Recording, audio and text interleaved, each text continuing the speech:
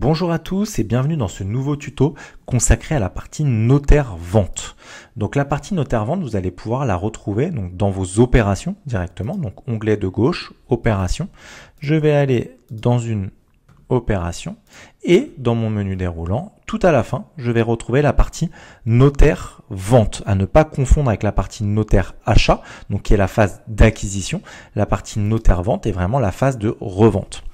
Donc, sur la partie notaire-vente, je vais pouvoir retrouver chaque lot que je vais vendre. Donc, je ne peux pas les modifier ici. Si je veux en rajouter un ou en enlever un, il va falloir que je retourne dans ma simulation pour modifier les lots.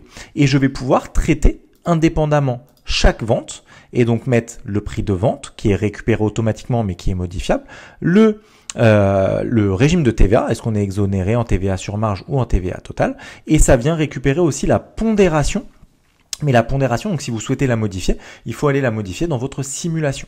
Vous allez pouvoir mettre les dates de signature de promesse, date d'obtention de prêt de votre acquéreur et la date définitive du coup de signature. Vous pourrez intégrer bien sûr tous les documents et vous pouvez rajouter d'ailleurs aussi d'autres documents qui pourraient être importants pour la vente.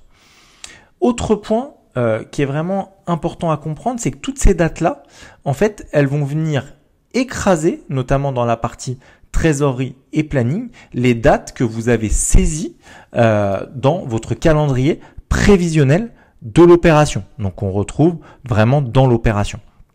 Autre point important, pour que la vente soit considérée comme validée, il faut que la date soit passée. Donc là, on va se mettre par exemple à la date d'hier. Donc je mets le 12 mai.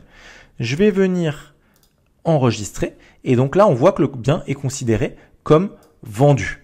Une fois que les 3 lots sont considérés comme vendus, donc je vais aussi me mettre à une date passée pour chaque lot. Donc on voit là qu'ils passent tous au statut vendu.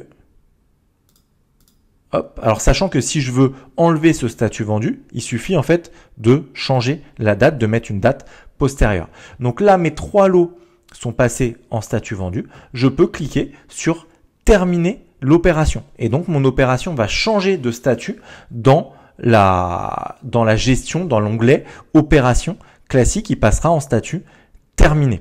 Donc ça, c'est vraiment important pour faire changer de statut.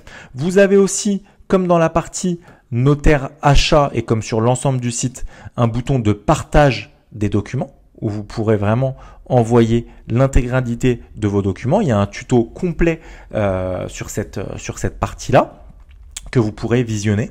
Donc cette partie notaire achat est globalement plutôt simple, mais très importante puisqu'elle vient clôturer votre opération.